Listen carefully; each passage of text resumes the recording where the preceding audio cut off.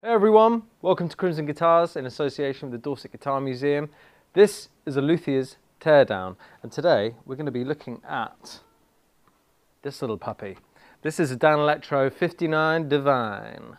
This is up on the giveaway and it's not doing very well, and I've got a problem with that. You guys are not thinking about this guitar in the right way. Okay, so let's go through the specs of this thing.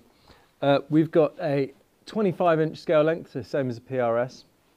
Bolt-on neck. We've got, I don't know what the body's made of, but we're going to see in a minute when we take it apart.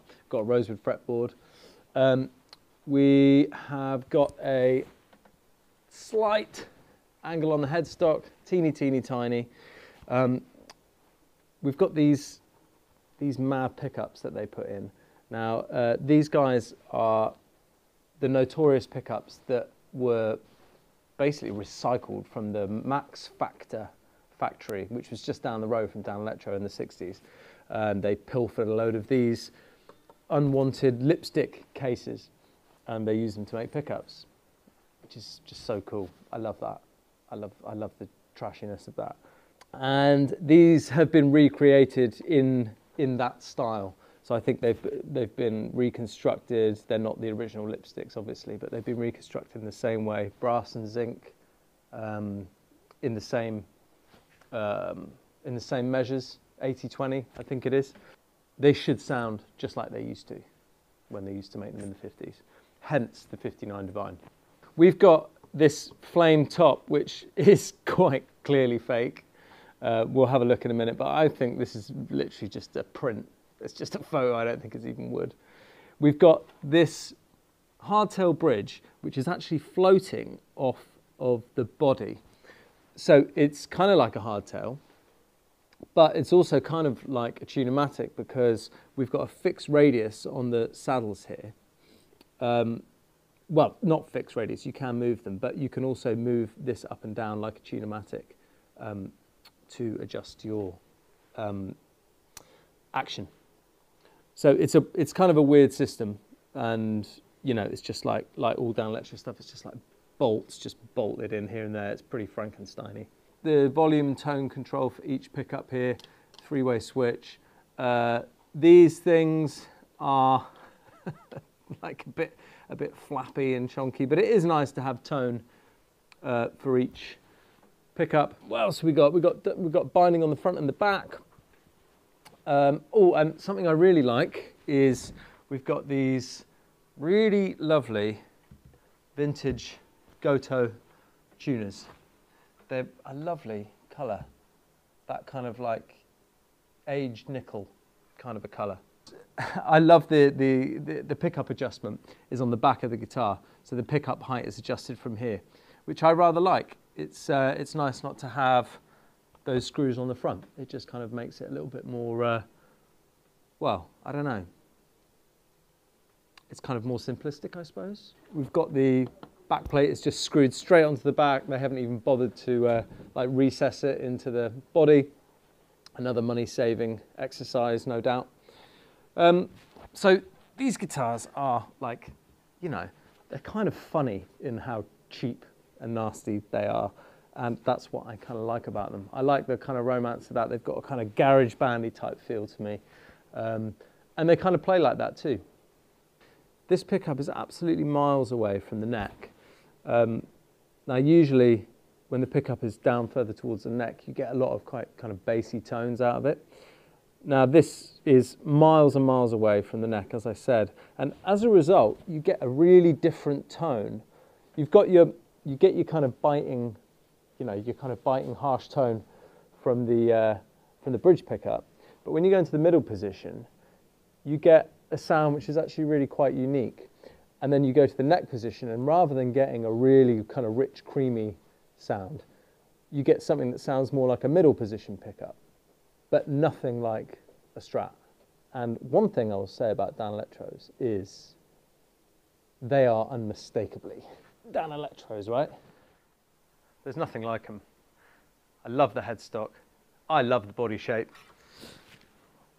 Love, love, love, love, love, love, love.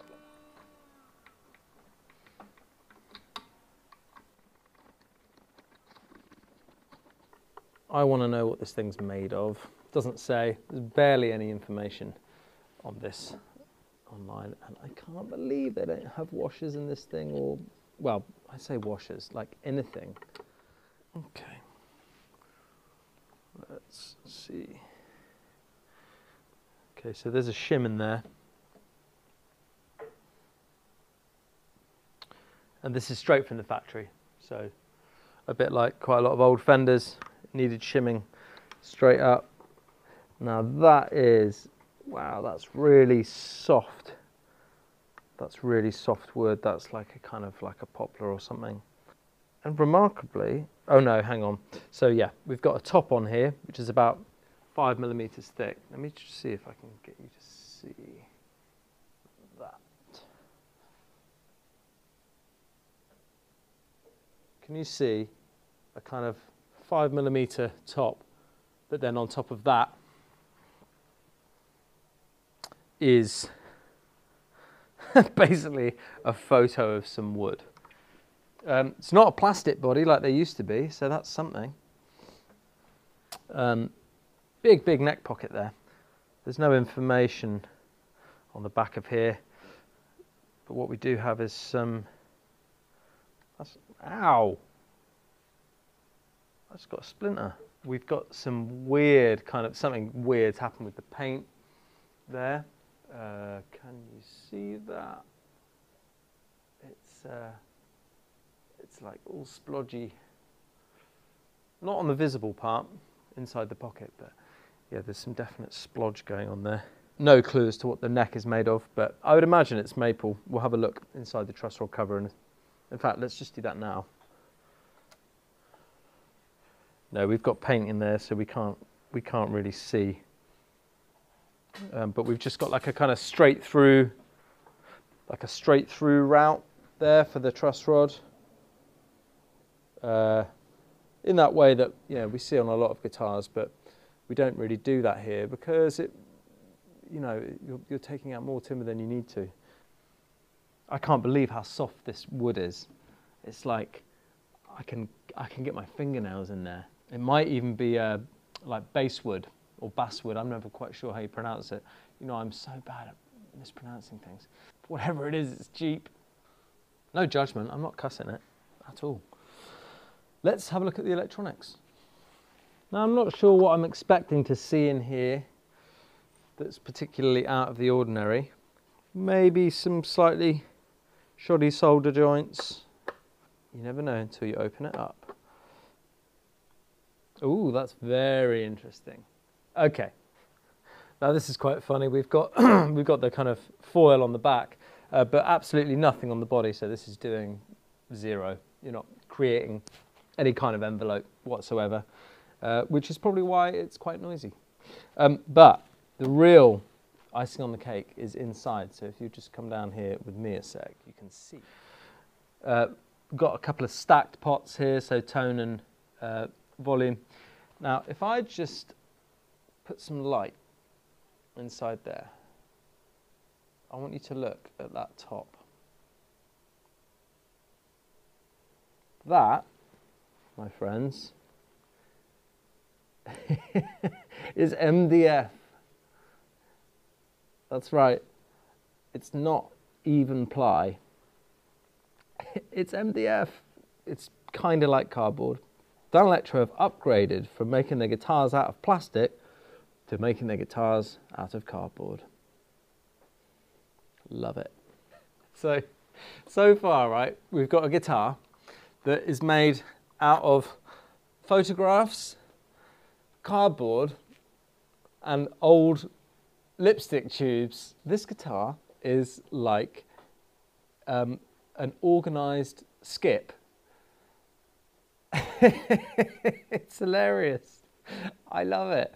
And yet, you know, it sounds really cool, and you could write some great songs on it and play some great guitar on it. If you are interested in tone woods and like extraordinarily well manufactured parts, this is not the guitar for you, but this is the guitar for you if you are a bit of a rebel and kind of just want to go Like, and every now and again, that's fine, isn't it? Isn't it like, even gourmet chefs have, you know, chicken Kievs and beans for dinner sometimes, right? Like, what's wrong with that? Nothing, nothing at all. Everything is right with that. I think that if you're gonna, especially if you collect guitars, like I kind of aspire to do, you want some models in your collection that are like exceptionally well built, you know, the finest timbers, the most beautiful neck joins, like gorgeous scarf joints, blah, blah, blah, all that like incredibly well manufactured parts, beautiful casting, perfectly wound pickups. But also in your collection, you might want something that's made out of cardboard, photographs and old lipstick cases. This guitar is like my version of chav dinners. Every week, we stop making healthy food at our house and we have chav dinners and we have chips and beans and eggs and we all love it. It's one of our favourite days of the week. This, to me, is the chav dinner of the guitar world. So the last thing to say about this is the construction. You can't really see because I can't get the camera in there, but what we've got here is the basswood or the poplar or whatever this is actually just an outer ring and then a center block. All of this is hollow, all the way up, which is why it weighs almost nothing. I'll weigh it in a minute and you can see, but I'm going to guess that this is about like 6 pounds, 5 ounces, something like that. Now, against my better judgment, I'm going to take one of these pickups all the way out because I want to see it. I'm really having fun with this. It's so funny. It's such a funny guitar. It breaks all the rules. That's really cool. Here's the lipsticks, and then they're just mounted on this little bracket here, and then we have these kind of strips of quite flexible brass down here which act as our springs for the height adjustment. Now, I think that's quite cool, quite smart. The other thing is I can see the center block in here and it's tiny. It's like 36 mil, 35 mil. Oh, I really want to take the pickup apart, but I'm just so worried that something's going to... What happens, right, is you open it up and something goes... Doing. You're like, what was that and where is that? Where did it go? And now where is it? Let's do it. Screw it. I don't know if this is going to work, but I need these to hold out of my way.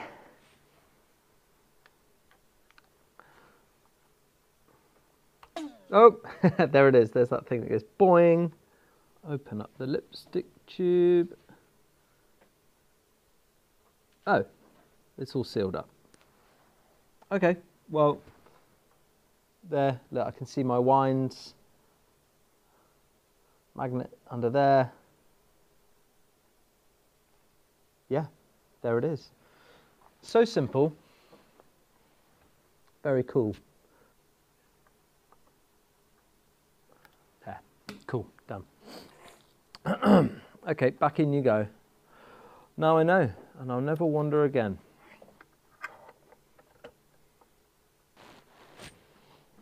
Right, what should we look at next? Should we look at the bridge? What's the next funny thing on this funny instrument? Okay, so this bridge is just the absolute height of simplicity. You've got 3 screws, 1, 2, 3. Now this screw goes through the top of the bridge and stops it from coming off. These 2 screws are at the bottom and they just sit there, and the bridge is pulled forward by the strings, pivots on there, and pulled down onto these 2 screws. These 2 screws can then be adjusted for the tilt. It couldn't be simpler, and kind of designed in a garage, you know, by a man with big fat fingers. Saddle adjustment here, tiny little screw there for your intonation, and then you've got little grub screws here as normal to change the heights, but they are like compensated saddles. Yeah, they are, slightly. I don't know what the radius on this is. I haven't checked yet. Let's check now. Yeah, it's more like a 14. That's what I'm reading anyway. Yeah, so very little compensation needed in the saddles anyway. We'll have a quick look at the finish in a minute, at the binding. We've got some paint splatters, but before I do that, I just want to show you one of my favourite things about the Danelectro, which is A, the headstock shape, so cool, so iconic, and these lovely nickel tuners. Aren't they pretty? They go really well, and I find that with budget guitars, the tuners are often the place where people scrimp the most, and I always think, no, like you can add so much class with the tuners. So I'm really glad they've not scrimped on these. Yeah, well done, Danelectro. Let's look at this paint. It's just a little detail, but we've got some kind of splash, some kind of green splodges of paint there and there. I don't know how that happened, but just a detail I should point out. Let's put it back together and give it a proper setup and get it playing, do a demo. It's actually a pretty good fret job. Fretboard has got finish on it, so I can't do my little nice kind of Merlon trick and just give them a quick polish. I'd have to tape up and buff up. And honestly, I don't think they need it. They're actually pretty shiny. Can you see the shine on the fretboard there? So yeah, that's definitely been finished. I wonder if it's real. I mean, judging by the rest of the guitar, probably not.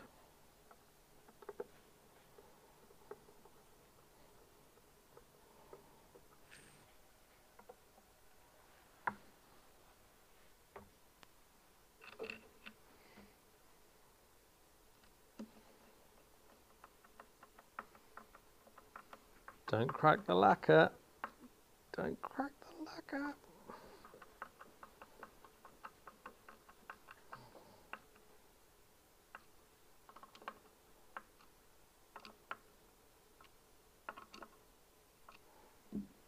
Phew.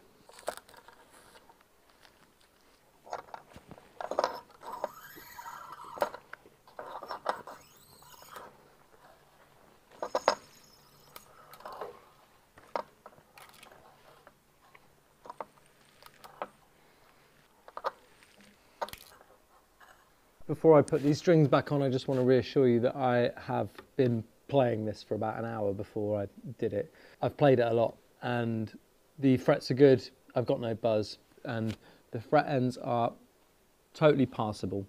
A little bit sharp in places, but actually when you're playing, all good. So I'm actually going to leave the fret work today and we're just going to string it up.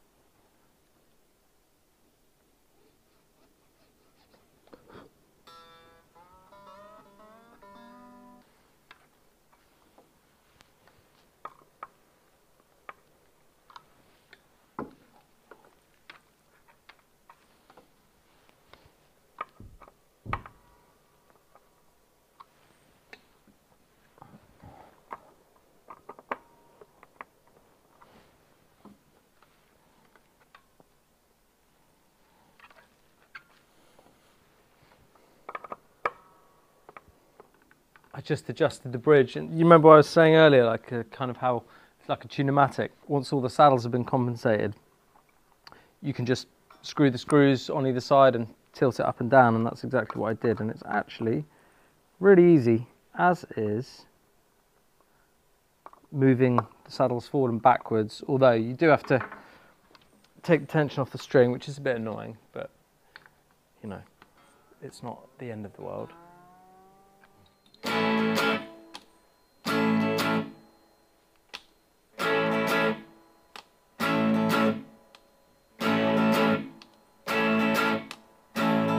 God dialed them back a little bit too much, actually.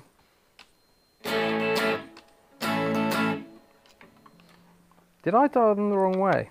Yeah, I did. That's better. There we go. Grunt.